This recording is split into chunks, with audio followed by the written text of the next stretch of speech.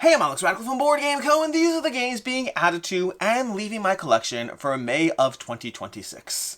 We're going to be going through a bunch of games today. The games that I will be adding, but I'm not quite doing so yet. This is the problem with prototypes and playing games you like, but you don't actually have access to yet. The games that are actually being added, that's going to be these two over here. The games they are replacing, because I do have a 200 hard limit on my collection, which means when a game comes in, games must go out. And then also the games that are going to be passing through. These are usually games that either review copies or just games that I wanted to play, but I tried them and I didn't even add them. I decided they don't need to be added. Sometimes they're great, sometimes less so. Either way, they didn't make their way into my collection. With that, we're going to go ahead and start with the games that probably or will be added in the future, but aren't being added today.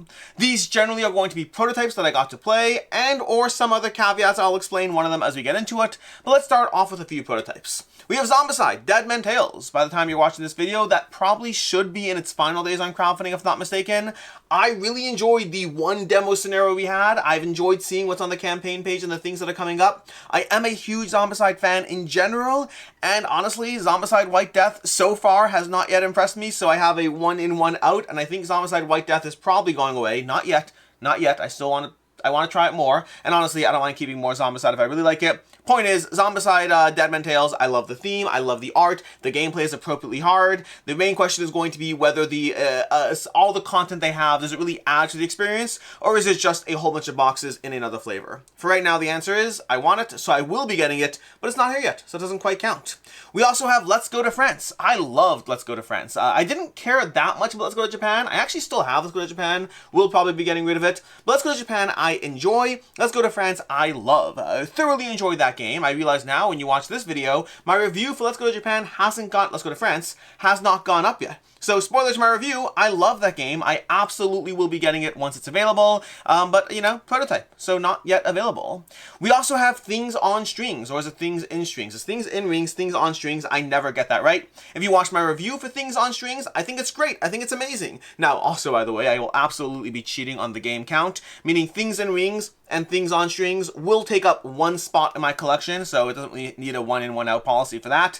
But it's basically Things in Rings, just with a different flavor. But I do like the flavor that it adds. You can go ahead and check out that review if you want, but I thoroughly enjoyed Things in Rings, Things on Strings. I thoroughly enjoyed Things on Strings, and I'm sure I'll enjoy whatever else comes up in the series, although I spent like a good 5 minutes trying to think what another title could be, and I couldn't think of one. Forget the gameplay. If you have a good title for another Things in Rings or Things on Strings title, I'd be fascinated to know, because the closest I could do is coming up with like ignoring the things and just doing strings. Can you do strings in rings, rings on strings, rings and strings, strings with rings?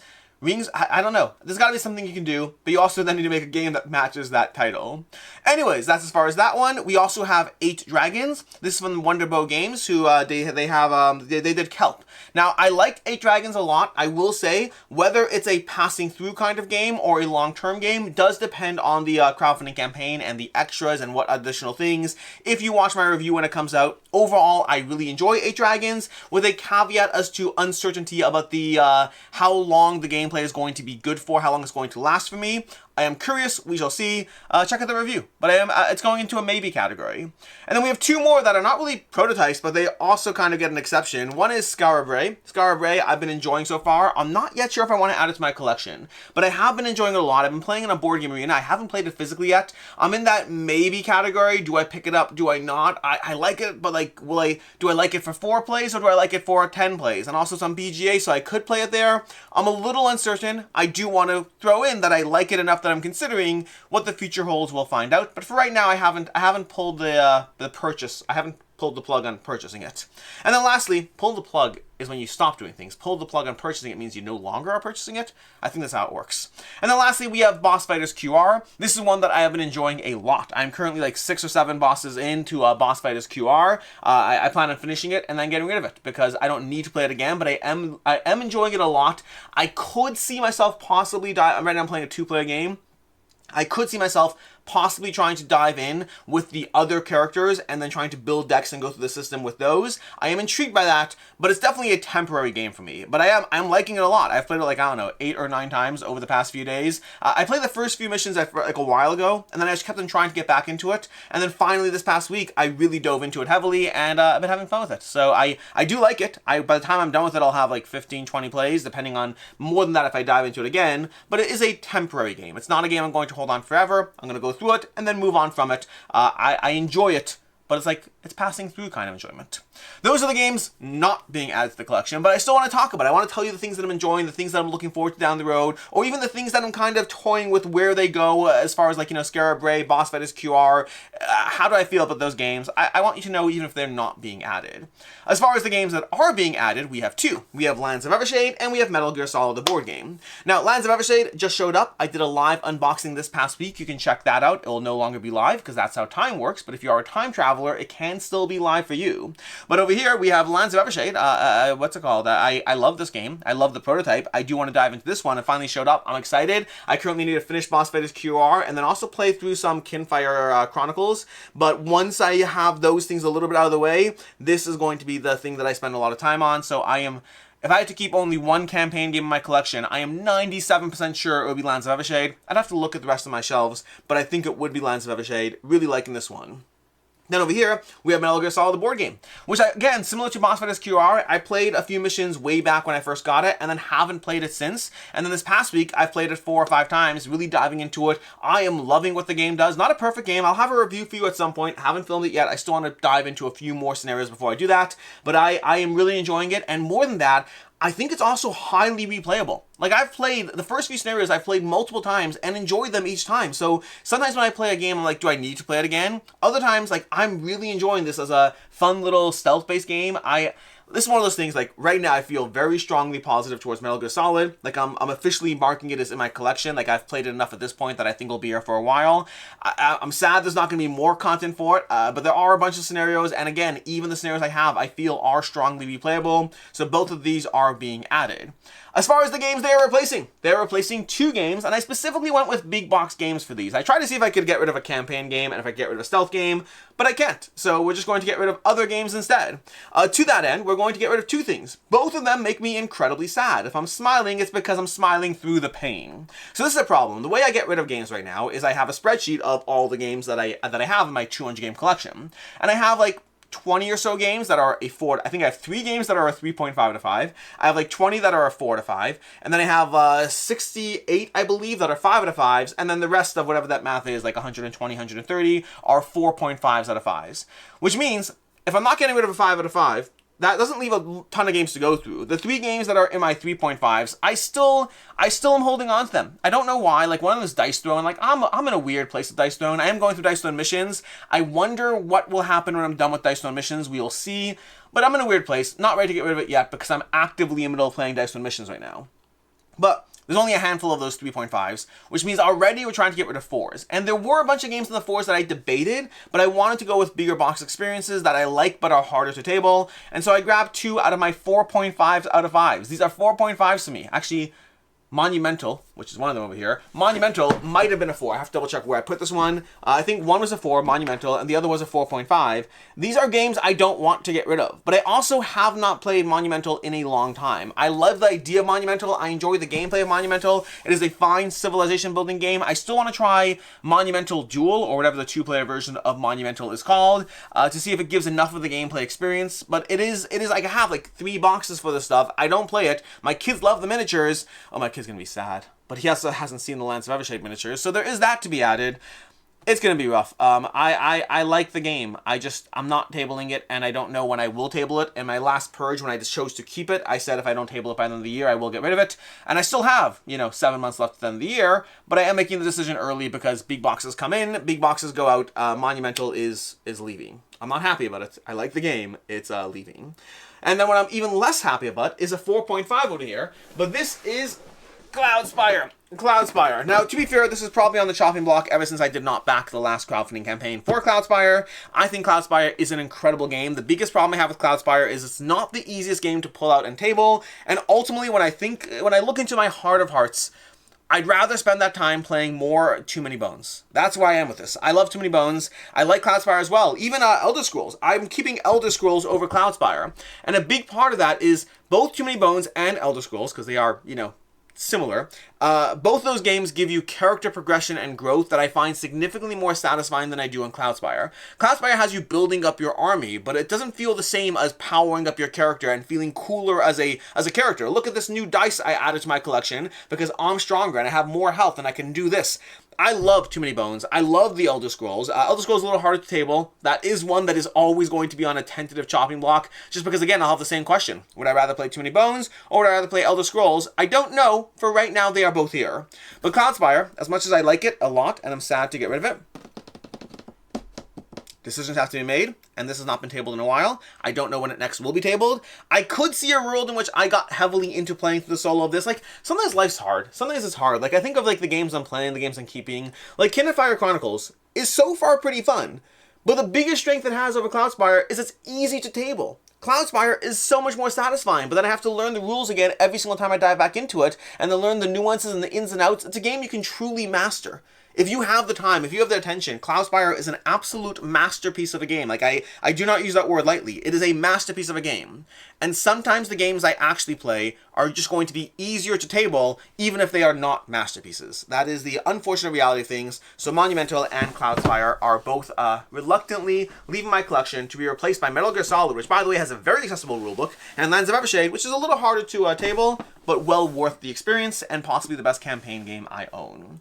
Those are the games that are, well, being added to and leaving so far, which brings us to the games that are passing through. But before we do, this channel is sponsored by Allplay. If you too are struggling with too many games and not enough places to put them, you can go ahead and get Allplay shelves and store your games on those shelves. You could do that. It's not what I actually recommend doing to solve your game collection crisis. I recommend getting rid of most of your games. But if you do happen to want Allplay shelves, these are the shelves behind me. I love them. I think they're fantastic. They are not the cheapest, but they are high quality. I get a lot of genuine note. I mean, everything I said is genuine over here, but genuine note over here. I've gotten so many comments from random non-gamers on these shelves that I never got about my Galaxies. Like, not once did people go, oh, these shelves look so nice. These over here, the Allplay shelves get a lot of comments. The quality does come through in real life, not just in camera. You can go ahead and check them out at allplay.com. Also, don't keep too many games. Get rid of the games. Don't just buy new shelves, but also you could buy new shelves. Anyways, with that, let's go ahead and dive into the games that are passing through. So, we have 10 games that are passing through in no particular order. I'll just start grabbing them. We have Pinched. Pinched is fun. It's charming. It's a game in which you're going to go ahead and try to, convince people of where you are or are not going, hoping that they don't take from your loot. It's mostly a talking game, a table talk game. If you like kind of trying to encourage people to go places or not go places or read into what you're saying, if you enjoy table talk, I recommend this. It's a fun game. It's a 3.5. If you don't enjoy table talk, don't get this game. It's just kind of random and not fun if you don't enjoy table talk. This is for those of you who enjoy out-talking each other. Then we have Aetherspire. I wanted to like this. I unfortunately did not love it. I thought it was just not super interesting. I'd say that the problem with it is it's a cooperative game or solo game in which you're trying to build up towers and trying to deal with the threats of invaders and then using them to cast spells against those same invaders. That part's all fun. There's also asymmetric character abilities. I did enjoy that. But outside of that, I didn't feel clever while playing it. I didn't feel those moments of, look what I managed to make happen. It felt more procedural, which is not super for me. We also have Nanty Narking, which is actually an oldie over here that I have not played. I've had this in my collection for a long, long time because I loved Discworld. The game this is based on, I loved it. And so I've been trying to play Nanty Narking for, I want to say, like 8 years now. Like, ever since this game came out, I've had it. I've wanted to table it. I'm finally giving up on it. I was just looking at the shelf the other day. I was like, you know what? I don't know when I'm going to pull Nanty Narking off the shelf. I'm giving up on getting it tabled. It's like I don't know if Nanty Narking's good. I know I loved Discworld. It's a very clever game which you have specific goals, and everyone has asymmetric goals, and you're trying to read the board as you operate in a shared board state. Very cool concept. Love the original. After 8 years of trying to table this one, I am officially giving up, but it's not a review. It's just reluctantly acknowledging the reality of the situation. Then over here, we have Tulikko. I'm going to start stacking more boxes over here. We have Tulikko over here from Pandasaurus. This is a light, charming game of trying to, put tiles into a little box. Not really a box, a little grid, and then take out a tile from the other side. And then with those tiles, you are then going to try to place them into your grid. trying to get scoring optimization. It's fine. It's very quick. You can play a game in like 20 minutes. Like I mean, I think I have a film gameplay on the channel. It's like 18 minutes long. You can genuinely play a game in 20 minutes. It's fun. It's fast. It's charming. It's just not super clever. Like as far as the gameplay goes, I enjoy other tile laying games. I liked it. It's fine. There are better tile laying games for me.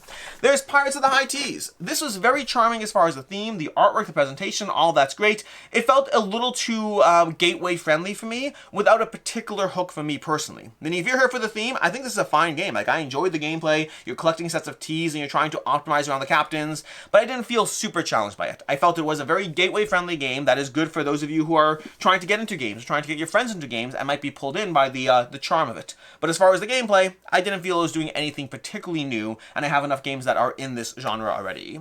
We have Peak Team Rangers. This is a slightly hard one to get rid of because I like this game, but the problem is I find that my group is okay with it and other people are less enamored with it than I am. I've enjoyed this a lot. I played when I first got it. I played through like all of the there's like 5 levels of the game. I played through it all right away, and then since then I got to maybe 1 play of it in.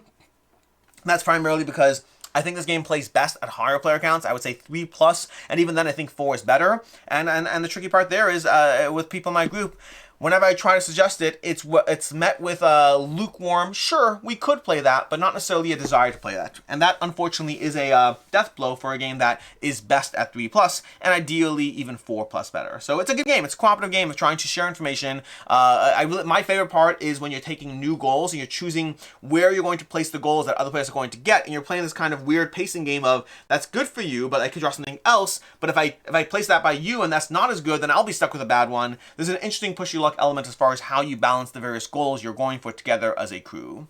Then we have Reef Project from Board and Dice. I thought this was fun. I enjoyed this, but it's one of those games that suffers from there's way too many great games, and the very best of the best are the games that I'm going to play, especially when you're talking about something that's going to be in that hour-and-a-half, 2-hour range. This is a slightly long game. It's not super long. It's probably in the 90-minute range. I think the box says 45 to 90. I would be skeptical if you can get this game played in 45 minutes, but if you have, let me know. Maybe as a solo experience? I don't think so. It's a 90-minute game in my opinion, but it's a fun game. It's very colorful art, very mechanics that work, a little bit of tableau building, a lot of trying to like area control as you move your ships around the board and corner different little areas. Lots of fun things going on. My biggest complaint is it just doesn't wow me. There's nothing about this game that wowed me. It just checked every single box in a totally satisfying and that's kind of it way.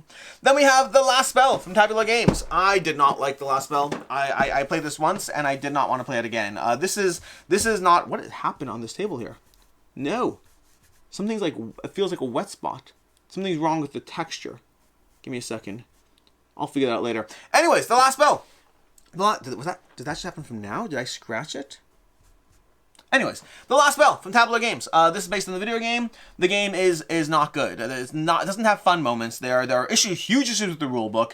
It feels like a grind that is hard to learn, hard to play, not particularly satisfying, and incredibly luck dependent. There's so many issues with this game. I think this is one of the worst scores I've given a game in a long time. I did not enjoy this.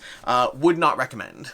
We have Kutna Hora, The City of Silver. I feel like I must be missing something with this one because Kutna Hora is a game that I thought was fine. Like, not even like good. It was just fine. Everything was okay. I didn't feel particularly satisfying as far as building up your tableau. The computer system they have for tracking the market didn't feel particularly fun.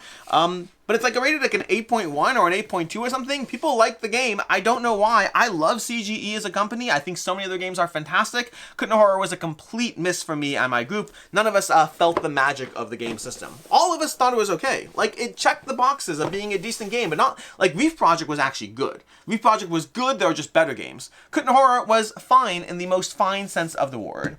And then lastly, we have Fable Fury over here. This one also did not work for me. I wanted to like this one. I thought it would be like a fast, light, simple game. It is a fast, light, simple game, but it's also not easy, and it's also incredibly, like, so little decision making in this game. You're making so few decisions that have any genuine meaning to it, and on top of that, the game is random as far as you might get slapped in the face really, really hard in 4 out of 5 of the games, and then get like a little lucky in the way things come out. It's weird. It's genuinely weird. When my review of this goes up, I have a little review of a few games. It's not a solo review. I kind of talked about how the ratings on this are weird too. The ratings are weird. It does not feel...